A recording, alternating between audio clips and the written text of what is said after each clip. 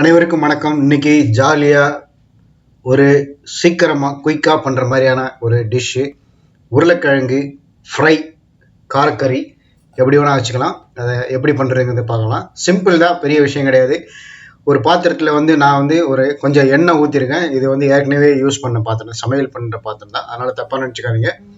கொஞ்சம் எண்ணெய் ஊற்றிருக்கேன், சமையல் எண்ணெய் ஊற்றிருக்கேன். அது இப்போ காஞ்சோடனே அதில் கடுகு, உளுத்தம் பருப்பு, கடலை பருப்பு ஒரு ஸ்பூன் போட்டுக்கிறேன். அதில் கொஞ்சம் கருவேப்பிலையும் போட்டுக்கிறேன். ஏற்கனவே நான் உருளைக்கிழங்கை நல்லா அலம்பிட்டு அதை கியூப் சைஸில் கட் பண்ணி வச்சுருக்கேன். ஐஸ் கியூப் சைஸில் தோல் சீவிட்டு தோல் நீக்கிட்டு கூட நறுக்கி வச்சுக்கலாம்.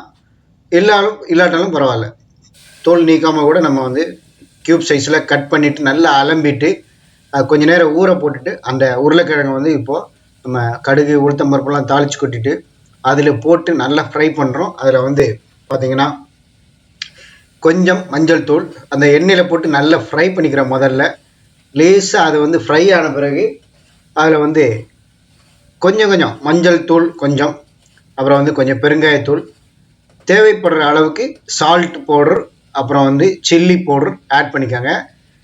கொஞ்சமாக கரம் மசாலா தூள் இருக்குது இல்லையா, குருமாக்கு இதெல்லாம் பண்ணுறதுக்கு, அந்த கரம் மசாலா தூளையும் நான் இதில் ஆட் பண்ணிடுறேன். இப்போ பார்த்திங்கன்னா மஞ்சள் தூள் ஆட் பண்ணியிருக்கேன். அடுத்ததாக சால்ட் பவுடர் ஆட் பண்ணுறேன், பெருங்காயத்தூள் ஆட் பண்ணுறேன், சில்லி பவுடர், கரம் மசாலா தூள் எல்லாத்தையும் ஆட் பண்ணிவிட்டு அதை ஒரு 3 மினிட்ஸ் கொஞ்சம் நல்லா கிளறி விட்டு, அதாவது நல்லா ஃப்ரை பண்ணிவிட்டு ஒரு தட்டு போட்டு மூடி வச்சிடுறேன்.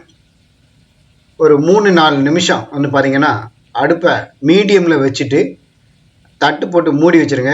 உள்ளேயே அந்த ஆவிக்குள்ளேயே பார்த்திங்கன்னா அந்த உருளைக்கிழங்கு நல்ல சாஃப்டாக ஃப்ரை ஆகிடும். அதை அப்படியே சாப்பிடும்போதே வாயில் வச்சாலே இது அப்படியே கரையிற மாதிரி அந்த மாதிரி சாஃப்ட் ஆயிரும். அந்த உருளைக்கிழங்கு ஃப்ரை பார்த்திங்கன்னா நம்ம தயிர் சாதத்துக்கு சூப்பராக இருக்கும். எல்லோரும் சாம்பார் சாதம் வத்த குழம்புன்னு சொல்லுவாங்க. இது பார்த்திங்கன்னா தயிர் சாதத்துக்கு செம்ம டேஸ்ட்டாக இருக்கும். அது மட்டும் இல்லாமல் வெரைட்டி ரைஸு கூட இதை நம்ம எடுத்துக்கலாம். இந்த மாதிரி நீங்களும் செய்து பாருங்கள். எமர்ஜென்சிக்கு இதே மாதிரி சிம்பிளாக, அதாவது செம்ம டேஸ்டியாக அருமையாக இருக்கும். இதே மாதிரி நீங்களும் செய்து பாருங்கள். சிம்பிள் ரெசிபி உருளைக்கிழங்கு fry, hot and spicy fry, செம்ம டேஸ்ட்டாக இருக்கும். இதே மாதிரி நீங்களும் செய்து பார்த்து நம்ம வீடியோ பதிவுக்குள்ள உங்களுடைய கமெண்ட்டுகளை தெரிவிங்க. மறக்காமல் நம்ம பிஎஸ்சின் கிச்சன் யூடியூப் சேனலுக்கு சப்ஸ்கிரைப் பண்ணுங்கள். இந்த வீடியோ பிடிச்சிருந்ததுன்னா லைக் பண்ணுங்கள், எல்லாருக்குமே ஷேர் பண்ணுங்கள். நன்றி.